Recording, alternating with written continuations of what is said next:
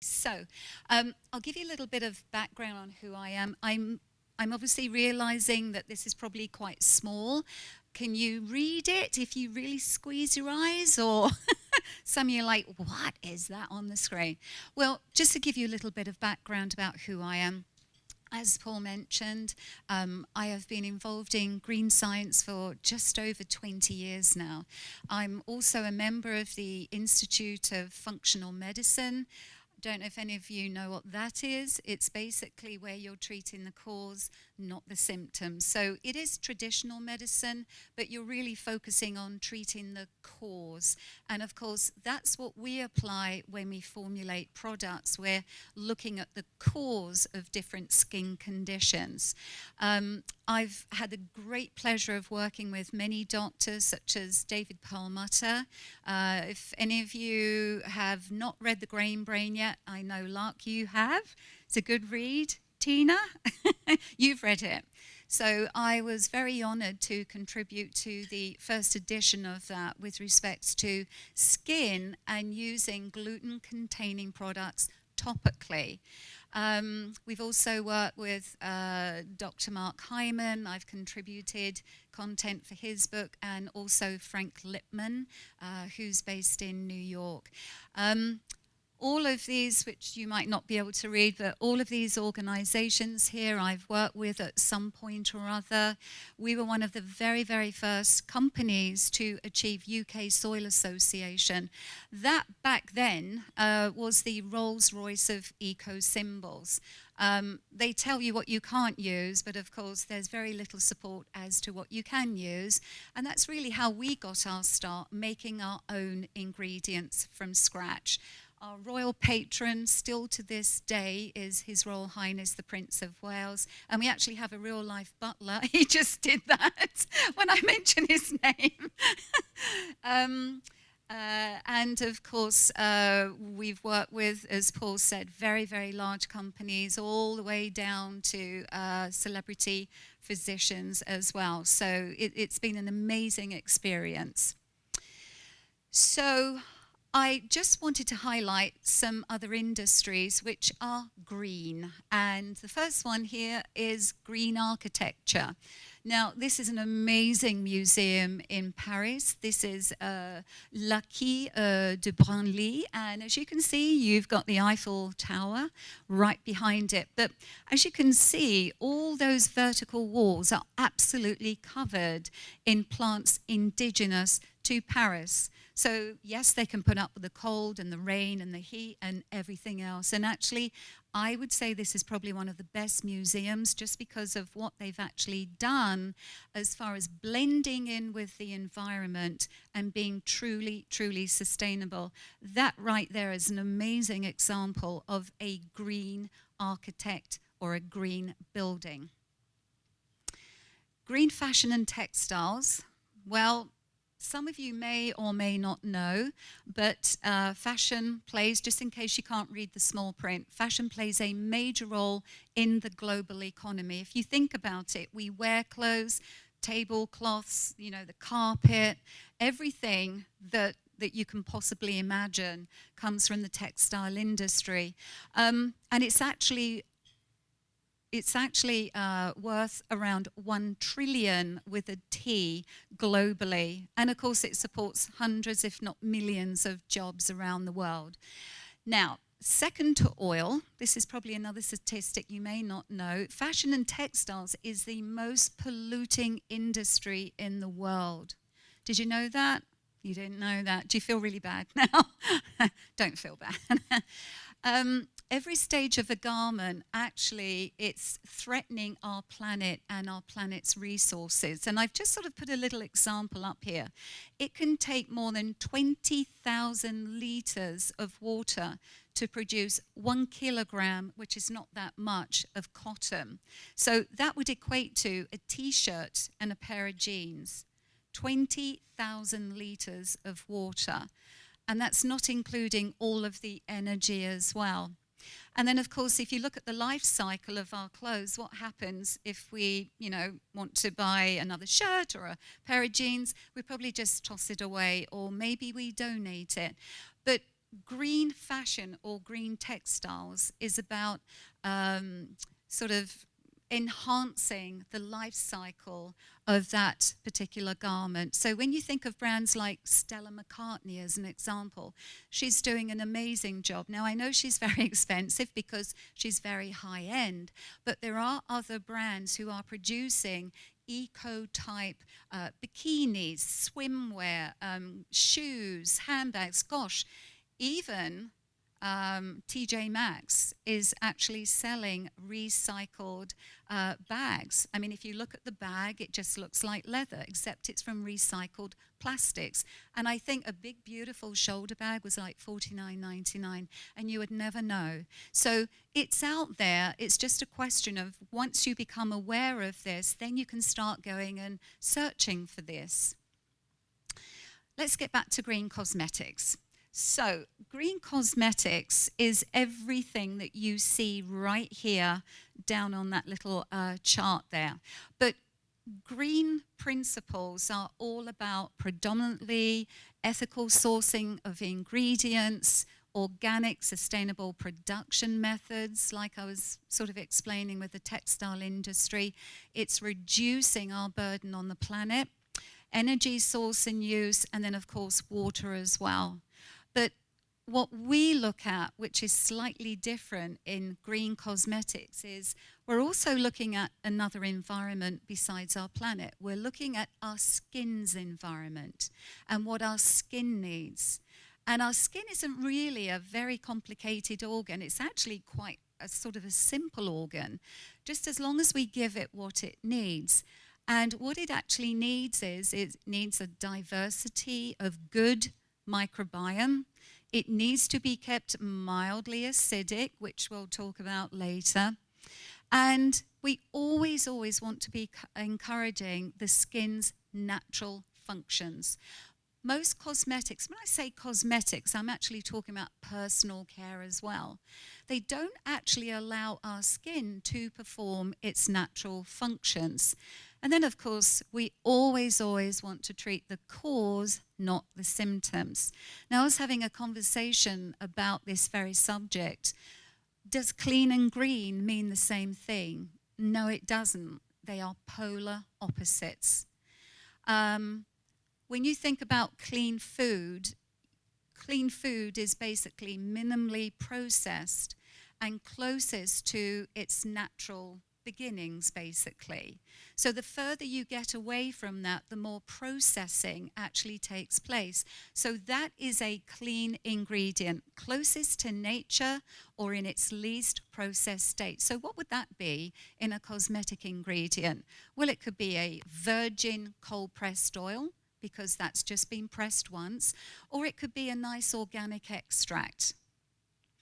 So let's look at green. Well, equally, a synthetic substance can actually be green.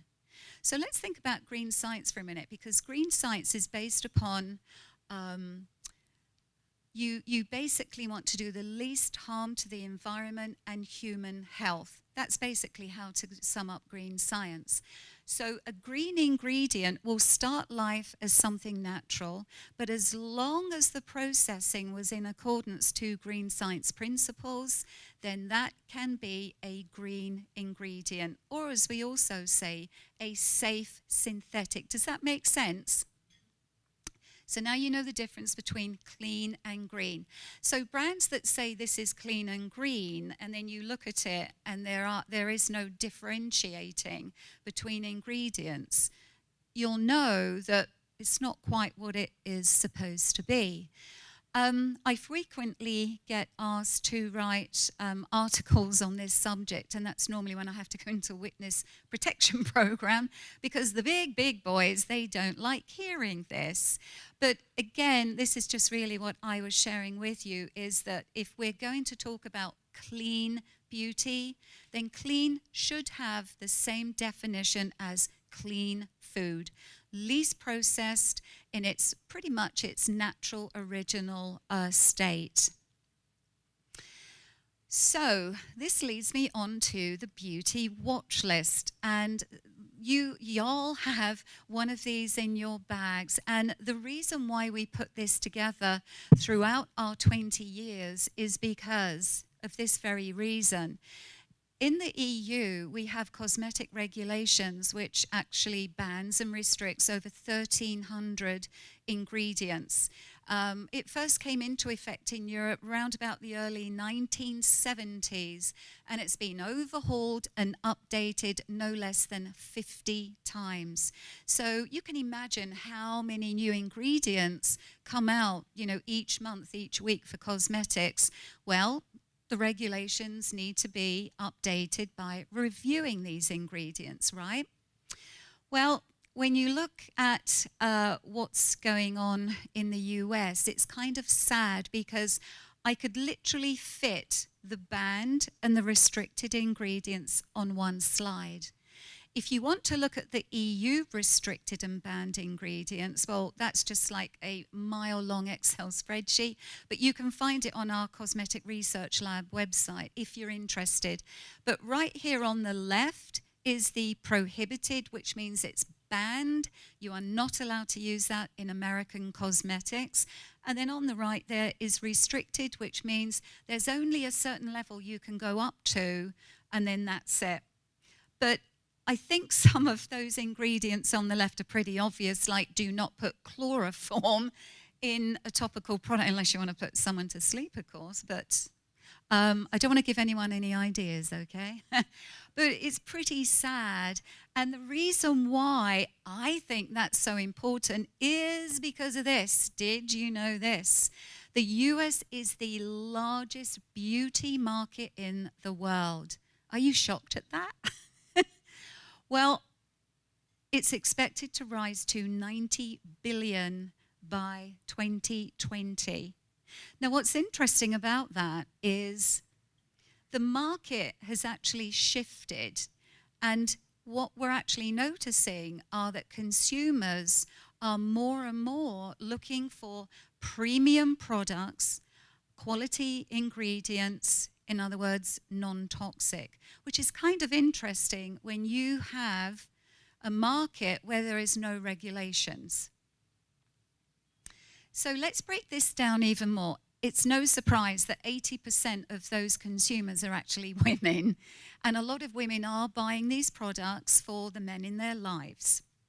So let's break it down even more. What is it that women want besides a partner that will listen to them? 46% of facial skincare users report using products free from toxic ingredients. More than half of women look for products made from organic ingredients. And then this one's interesting. Brands committed to ingredient transparency have become top of mind for consumers. Now, again, that's interesting because most people don't realize there are no regulations. What happens when there is no regulations in a market? People are just kind of doing their own thing, aren't they? They're putting in what they want, they're saying what they want, they can use what they want, as long as it's not on that 8 banned or 4 restricted ingredients. And I can tell you here, hand on heart, it happens, and it happens too many more times than what it actually should. Now, the definition of a cosmetic in Europe is that it's going to change. There's going to be a change that happens, whether it's through a cleanser or a deodorant, a change happens. Whereas here in the US, well, they just look at cosmetics and personal care as something that's beautifying your skin. But I do want to add on to the end of that Congress has not updated these regulations in, wait for it, 80 years. Does that shock y'all? Are you shocked? I know, it's very disappointing. Okay, so let's look at the fastest growing areas in the beauty industry. Well, it's anti-aging and wellness systems. I want to focus on anti-aging because I think that is a really negative word. And I don't think it should be anti-aging because it's basically saying, no, you're not allowed to get old. You're not allowed to get old. Why can't we use something like well-aging or better aging? Takes the pressure off, ladies, doesn't it? So who's familiar with the Skin Deep database? So you're familiar with it? You're familiar with it? Okay, and Linda's familiar with it. For any of you who are not familiar with it, the campaign for Safe Cosmetics actually launched many years ago, and we were one of the first compact signers. And they've used the EU cosmetic regulations as their yardstick for this Skin Deep database. They had literally hundreds and hundreds of people go out, look at all these products that we all use, and then into their system, they put these individual ingredients, and then they give them a safety rating. So then when you go and put your whole finished formula in the system, it gives the finished formula a safety rating. Now, the lower the number, the safer, the higher, then it's potentially very toxic. But there's a slight issue with that. There's a lot of data gaps within their system, meaning that the system doesn't differentiate between organic. And you could have a natural brand like ours go in there with its clean and green ingredients, and we could get a safety rating which is identical to a chemical sunscreen with everything in there that you honestly wouldn't want. So because of those data gaps, it's giving certain ingredients a false rating, if that makes sense. So what we decided to do was, let's just do something fairly straightforward. Let's use classifications instead of individual ingredients. Here's your first classification, which is petrochemicals. You've all heard of these, haven't you? Well, these ingredients are actually made from petroleum and gas. And because there's a lot of ingredients on there, I actually just wanted to pick out one because we are surrounded by this synthetic fragrance. Now, if you've never heard of a doppelganger before today, you'll now know what it is. Twins can be a doppelganger. I could take this finger and put this finger next to it and it would be a doppelganger. It's basically something that is identical to something else.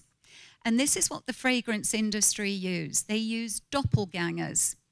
So when you see something like, hints of jasmine or vanilla on the front of your fragrance bottle, it's not the essential oil, it's a doppelganger, which has been made from crude oil. Does that make sense? Are some of you grossed out? Okay. I didn't mean to put you off, but here's why they don't list ingredients on the fragrance bottle, because the fragrance industry have enjoyed for a long time now this trade secret. Because it's fragrance and because there's literally hundreds, if not thousands, doppelgangers in that perfume bottle, they enjoy trade secrets. Neurotoxins. Well, again, if you can't read this, I'll read it out loud what a neurotoxin is. It's basically toxic substances which interfere with the electrical activities of our nerve cells. So it overstimulates them. If you can imagine just having like 3 or 4 coffees, your nerve cell, you're like, yeah, I know how that feels. You just feel so wired. Well, that's how your nerve cells become. And over time, the communication process starts breaking down, and then ultimately we end up with nerve tissue damage. So here are some neurotoxins in our cosmetics. There's aluminium, or should I say aluminum? So what's that in? What do you think of when you think of aluminium in your cosmetics? What's the first product? Deodorant, that's right. Now, how aluminium works in an antiperspirant is it's aluminium salts. And what it does, it's a liquid and it just coats the surface of your skin, and that stops, like a silicone, that stops the sweat coming to the surface. And because the sweat isn't sitting on the surface, it means it's not mingling with the bacteria, which causes the odor. And if you want to know the name of that bacteria, and because it's a Saturday, I'm feeling quite confident. So you ready? Staphylococcus hominis. You like that? That's what causes your smell. It's the Staphylococcus hominis. Now, I would say with aluminium, for women also, there is just a question mark about breast cancer as well. And so a little solution to help, if you just can't do without your antiperspirant and nothing natural has worked, try not to shave before you put the antiperspirant on. Because if there's any nicks in the skin, this is how the aluminium enters your bloodstream. So maybe just shave the night before and then the following morning, pop it on. It's a better solution. Welcome. Hello. Right, so I wanted to also put up on the screen here another neurotoxin. I'm not going to ask anyone to put their hands up, like who has Botox. Everyone's like, no, don't ask to put your hand up. Okay, well, when this first hit the market, there wasn't really any sort of issues surrounding it, because when you have the injection, whether it's around your crow's feet or, you know, the marionette lines or your number 11s, it was actually thought back then that the neurotoxin, this botulism, did not migrate to other areas of your body. But guess what?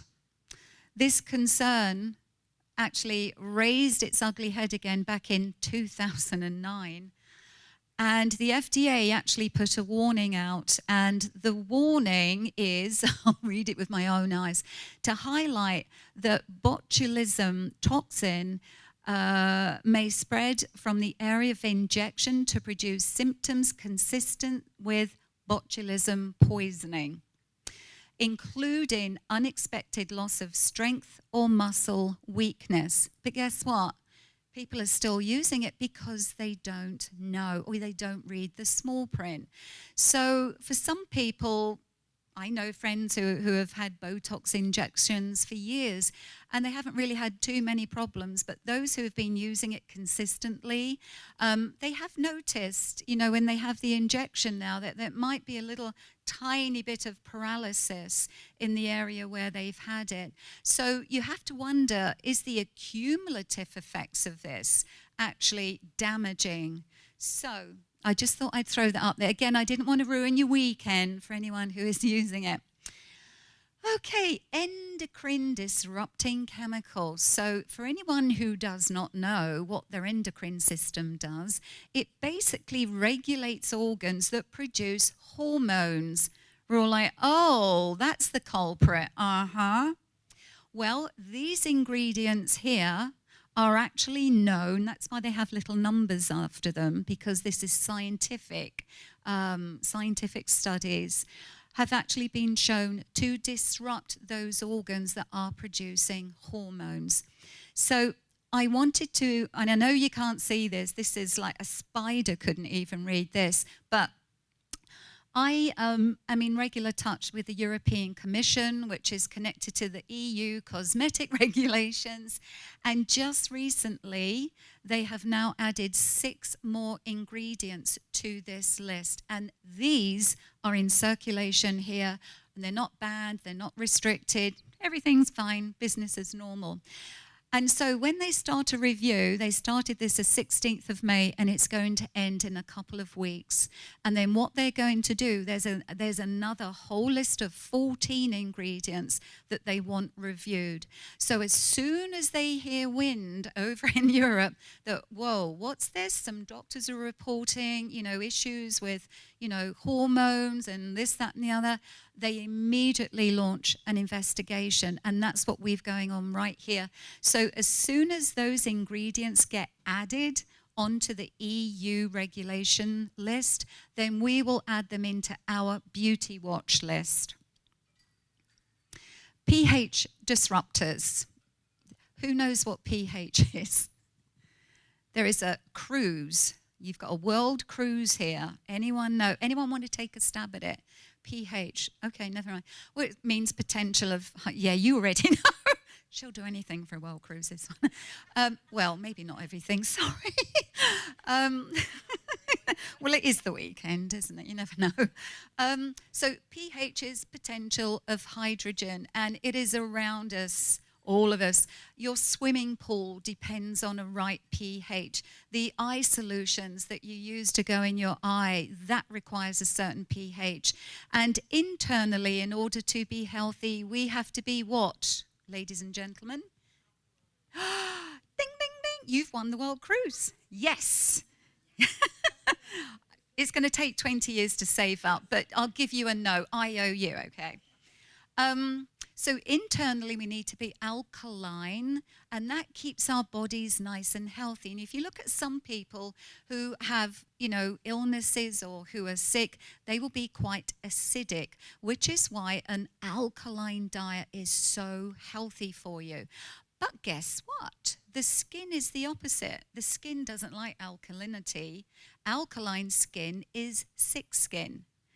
Our skin loves mild acidity because it uses that acidity in order to defend our bodies from environmental pathogens, which we are constantly surrounded by. See, you're learning a lot here, aren't you?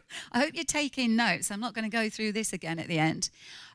Now, ingredients below are what can affect our pH of our skin. Swimming in a chlorinated swimming pool. That's why when you've been swimming and you dry your skin off, that's why it feels really dry and itchy. It's because it's alkaline.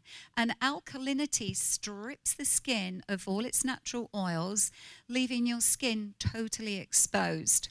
So, retinol's there. Retinol is on actually a list I do in my second. Does anyone use retinol? If anyone's doing Botox and using retinol, I am really sorry to ruin your weekend. Okay, what's the next? Carcinogens. That's another classification. This might well just sort of seem self-explanatory, but if not, these are basically any type of substances that have the ability to cause cancer in living tissue. Now, I want to point out the titanium dioxide there. For anyone who is using mineral sunscreens, don't be alarmed. That is only a carcinogen when it is inhaled, so don't worry too much. I've picked out styrene, and I'm focusing on fragrance again, synthetic fragrance, because styrene is another one of those ingredients present in our lovely fragrances. And guess what? Styrene is present in cigarette smoke. We know how damaging that is. And it's also in automobile exhaust.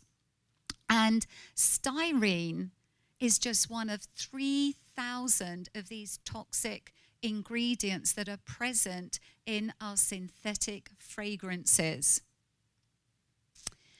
Formaldehyde and releases, and I was actually just having a conversation with someone about this very subject. So y'all know what formaldehyde is? So what some people don't realize is that, yes, it can be a standalone ingredient which is used, in the embalming process, but it's also used as a disinfectant, and it is known as a carcinogen.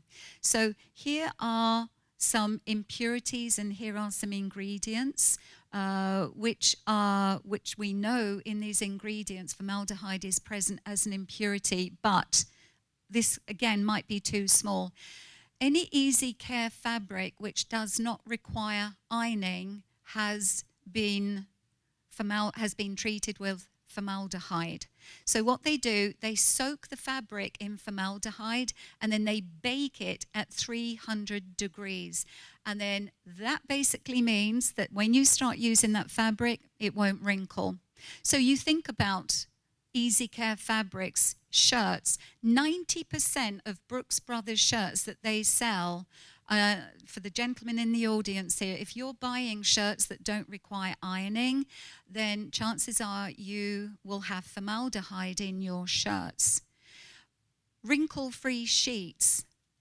If we buy that bedding for our children or for ourselves, jeans, non-wrinkled jeans, those have been treated with formaldehyde.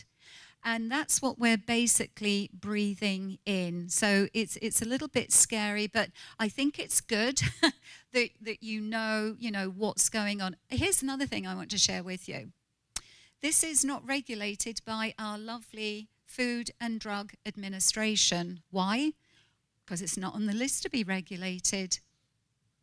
There are textile companies here who are producing easy care textiles which are being treated with formaldehyde.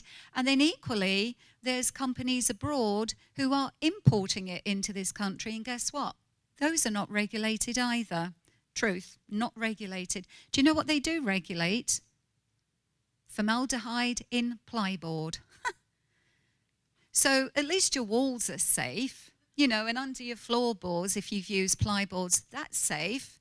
But what you are wearing, that you're breathing in, what you are sleeping on and breathing in, that is not regulated.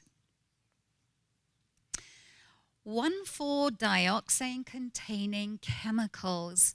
Well, this is another nasty one, I'm afraid. It's a carcinogen and an endocrine disrupting ingredient. So you know what that means. It's not just cancerous, but it's also messing with your hormones, girls. You should be mad at that. So let's take a little look. I've just taken a screenshot from the campaign of Safe Cosmetics. They do a lot of these. So they just show you what it's typically found in. It's products that create suds. So in the morning, if you're getting in the shower and you're lathering up and you're all nice and clean, looking forward to the day, chances are if you've got ingredients from that previous slide, the laureth, the oleth, the pegs, the polysorbates, sodium laureth sulfate. If that's on the list, chances are you are also being exposed to a toxin which is just not cancerous to living cells, but it's messing with your hormones. And again, the FDA are completely aware of what's going on there. Nitrosamine forming chemicals. Have you heard of this before? Nitrosamines? No? Well, this is a little bit of a double whammy here. Again, I'm sorry about the small print, but sodium nitrate is a substance extensively used in the manufacturing of processed meat products. So anything that's been no. Do you know what it does? It stops the meat from turning grey and smelling horrible. So now you can't sleep on sheets, you can't eat meat. What else? What's left to do? Eh? So it just really helps retain the colour and the freshness of processed meat. But at high temperatures, it has been shown to combine with proteins called amines and form toxic compounds known as nitrosamines. So that's in processed meats. Now, the FDA began watching personal care products for nitrosamines in 1979. What's this year? 2019? Okay, so they've been watching it for a while, haven't they? And they published a report stating that products containing nitrosamines could be seen as adulterated and subject to FDA enforcement. This led to a striking drop, which is good. That sounds good, right? But despite these encouragements, organizations like the Environmental Working Group, which is affiliated with the Campaign for Safe Cosmetics, guess what? Found that 1 in every 10 products contain ingredients that combine with others to form nitrosamines. That's not good news, is it? Number 9, here's your other classification. Toxic penetration enhancers. So what the heck is that when it's at home? These are basically ingredients which really drive other actives in that formula deep into your skin. So look at these as little race cars. They go really, really fast. They transport those other ingredients, which could be toxic, deep into the skin. And here are some of the most popular ones right here. I've picked out homosalate because this is actually widely used in chemical sunscreens. Homosalate impacts the body's hormone systems, and in particular the estrogen system, baby-making bits and bobs here. So I'm just saying bits and bobs because there's men in the room, sorry. Now, according to the European Commission on Endocrine Disruption, studies show strong evidence of the chemical disruption that the endocrine system goes through by altering hormones. So this ingredient here in our sunscreens is actually altering our hormones. So how do you get around that? Choose mineral sunscreens like titanium and zinc, because they have been deemed the safest in the world as far as safe SPF. Okay, number 10, allergens and immune toxicants. So this is basically, an allergen is known as an antigen. So it's any type of substance that is recognized by the immune system as harmful. And then, of course, your immune system goes into, full defense, and then you end up with inflammation, discomfort, etc. These are all ingredients. Some of these are actually on previous slides. You can see fragrance there. But I've picked out gluten because I know many of us, without realizing it, actually are applying gluten-containing ingredients, particularly if they have celiac disease or a gluten intolerance. And this is what I actually provided David Perlmutter for his Grain Brain book. So I've just kind of put a short list. This is by no means an exhaustive list, but it's rather sort of some of the most common ingredients found in skincare products. And you've got barley grass, and it goes all the way down to wheat protein. But these are the ones, the main offenders, that you would want to look out for if you have a gluten intolerance. And don't think that, oh yeah, I can get away with it. It's not just the topical application and the fact that it is ending up in your bloodstream.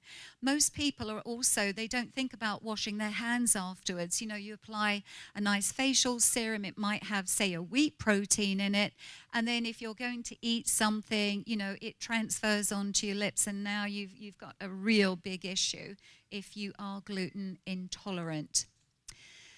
Number 11, silicone-derived ingredients. We're nearly at the end. Thanks for hanging in there. Who knows what silicone is? Have you seen this in your personal care products or your skincare? It's normally listed on there as, say, dimethicone or cyclomethicone. Well, it's derived from the petrochemical industry. And how silicone works is it sort of acts as a barrier that traps in moisture. That's how it keeps your skin nice and soft, baby soft, like a baby's bottom. It's trapping all that moisture in.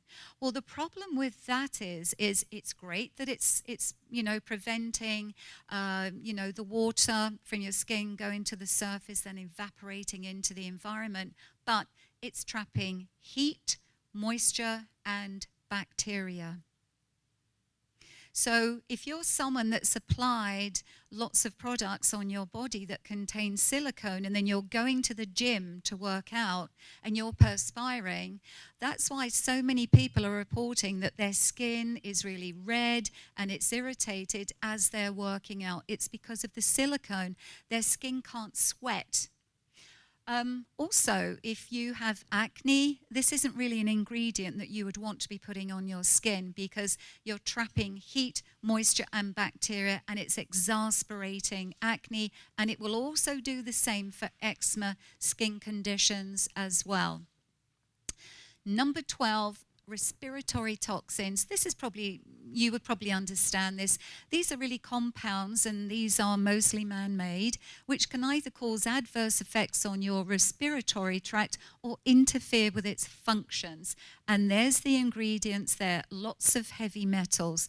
But again, let me point out the reason why titanium is on that list is if it was airborne. Let me give you an example. If any of you use mineral makeup in the morning, and you're loading up the brush with, say, your powder, and then you're putting it all over your face, when you're tapping that brush on the side of the container, those particles leave the brush and they become airborne, and you are breathing that in. So if you use a lot of mineral powders, try to avoid being in the vicinity of breathing that in. So something that I use is just a small fan. It doesn't have to be fancy. Get it from the dollar store. Just pop it next to you, not to where it's like really, blowing everything off your face, but just a nice breeze. So as you're tapping it and then you're applying it onto your face, when it does become airborne, it's so light, just a little breeze will just take it away from your facial area. Does that make sense? Okay. Number 13, this is the last one, teratogens. I love saying that, teratogens. This actually sounds like a character from the Guardians of the Galaxy. I'm going to put that idea forward. So teratogens are any agent, substance, organism, condition, and or process that causes impaired prenatal development. So we're basically talking about unborn babies. And all of those ingredients actually have come from all of these other classifications. And these are the ones which can lead to malformations, or even which has happened, and there are clinical studies, death as well. So if you are pregnant, if you are trying to get pregnant, these are the ingredients that you really need to stay away from.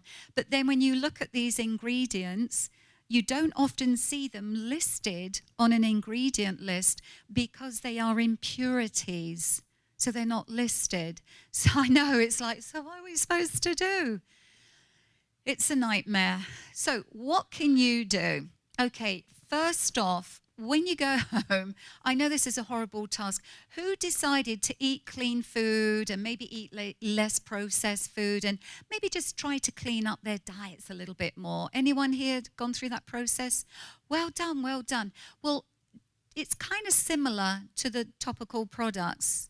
When you went through your, as we say in England, your larder, your food larder, throwing out things which have got lots of salt or, processed meats, now we know what's in them. Do the same with your cosmetics, because guess what? You don't really need too many personal care products to be clean or to look beautiful. You honestly don't. And try to maybe go, instead of trying to sort of figure out every single ingredient on every single label, maybe just sort of look for brands that have that messaging that you trust. And this isn't me selling what's over here. It's got nothing to do with that. I'm talking about, your shampoos, your deodorant. Just try to make a conscientious decision about the brands that you are buying. Do you trust them? Look at certifications.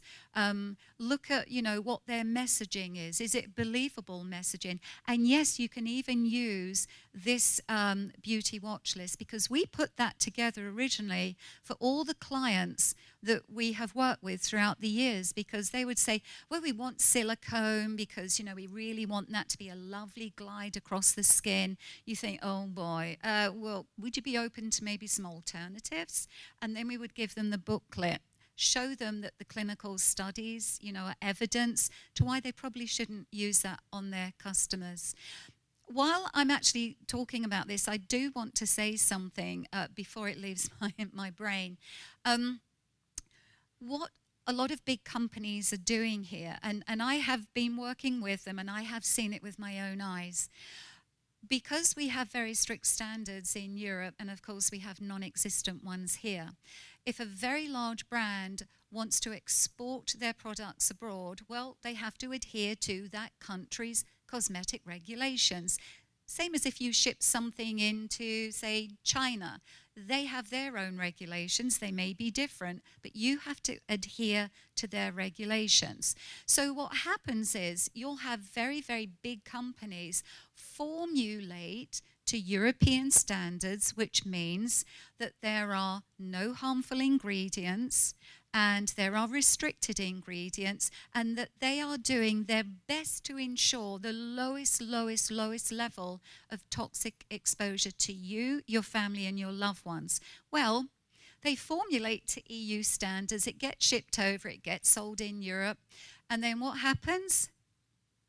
the versions that are sold here in America, they don't necessarily use the same ingredients and the same regulations. They just abide by the US regulations. So here's a question. Does it mean that the health and the safety of your European customers are more important than that of your American customers? Why can't you just make clean products, period, and not use all of this CRAP in your formulas? So that's a way for you to possibly, you know, start to determine what's safe and what's not. Also, if you do come across more brands like us who do work to EU regulations, that is something that you could potentially trust as well. So here's what we're doing. Besides making clean green, because you all know the difference now, clean green formulas, we have also signed a bill which is called the Personal Care Products Safety Act.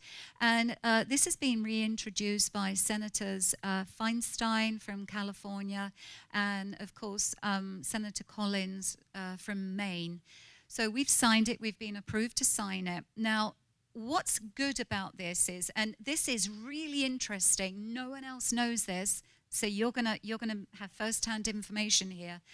This bill requires every single company making personal care, beauty, cosmetic products, mandatory registration with the FDA. You're probably thinking, well, don't they have to do that anyway? Nope. Nope. You could go and start your own business from your home. You can make products in your kitchen. You can test on animals. That's another thing we do not do in the EU. You can test it on animals, you know, get a bunny, do what they do here, you know, over in New Jersey. Put those ingredients that you saw on those previous slides. It doesn't really matter about the levels that you're using because you're not breaking the law. So you're okay. Make a nice product. Pop it, you know, on Etsy or, you know, pop it out there, little website, sell your products, and you are completely legal. Well, that company has not registered with the FDA, which means the FDA has no knowledge of what you're doing, where you are, what the heck you're up to, unless a complaint is made. They'll look into complaints, but that's sort of like, you know, closing the gate after the horse has bolted. Let's be proactive here, and let's put something more robust in place. Now, so one, it means that you have to mandatorily register with the FDA. You have to pay some money to register, but it's a sliding scale. So the larger you are, the more money you make, the higher the cost to register. Number two, they are going to look at 5 ingredients a year. So let's do the math here.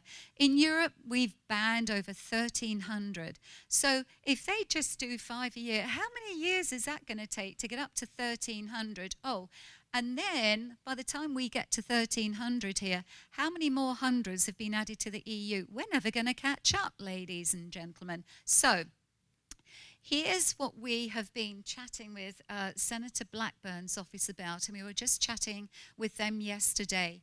We would love Miss Marsha to sign this bill, and we would love her to turn around and say, hey, why don't we adopt a lot of what Europe's already done? Let's embrace those 1,300 banned ingredients. Maybe let's ban some other things that they've been doing over there. And then we can start, you know, looking at 5 ingredients a year, because maybe even if we can just get 2/3 to where Europe is, wouldn't that be a good thing for the American consumer? Don't you think that would be a good idea? Yeah, thank you for that. So that's what we're in discussions with Senator Blackburn's office about. And I think just because, you know, she's so behind anything to do with health, particularly women's health, we're really hoping that she's going to sign this, and then she'll be the one that goes in and says, hey, why don't we adopt a lot of what the EU's done already, because they've done all the hard work. We'll put that in the bill, and then we'll start looking at 5 ingredients thereafter. So here's another good resource, the book, because in there we've got really healthy deodorants, feminine hygiene products, which I'll get into in my next presentation. James will have to leave the room. Paul doesn't care, he's used to it. I think you even might use feminine hygiene products. It's Saturday, come on, we can have a laugh. So there are loads and loads and loads of categories where you can go in and you can even check out non-toxic nail varnishes. Why is that important? Because if you are having acrylic nails put on your beautiful nails, if you are using fast-drying nail varnish, it's got the toluene in it, it's got formaldehyde in it, it's basically got all the stuff in it that oh, another thing that you can't use, nail varnish, take that off the list, okay? So anyway, here's my last slide, just because I love a flying dog. Who doesn't love a flying dog? Which would be a brilliant name for a pub, the Flying Dog, right? Don't you nick my idea now. Don't you nick it. So listen, you know what you have to do. I just want you to go out there and darn well do it. Protect yourselves, because right now no one else is. And if you're not sure about something, you know where I am. Just send me, a snapshot of the ingredient label and just say, I don't know what the heck this is all about. Can I use it and still be healthy? And then I'll get back to you and say, no, you're going to have to buy something else. But no, we're here to help, and that's all we want to do.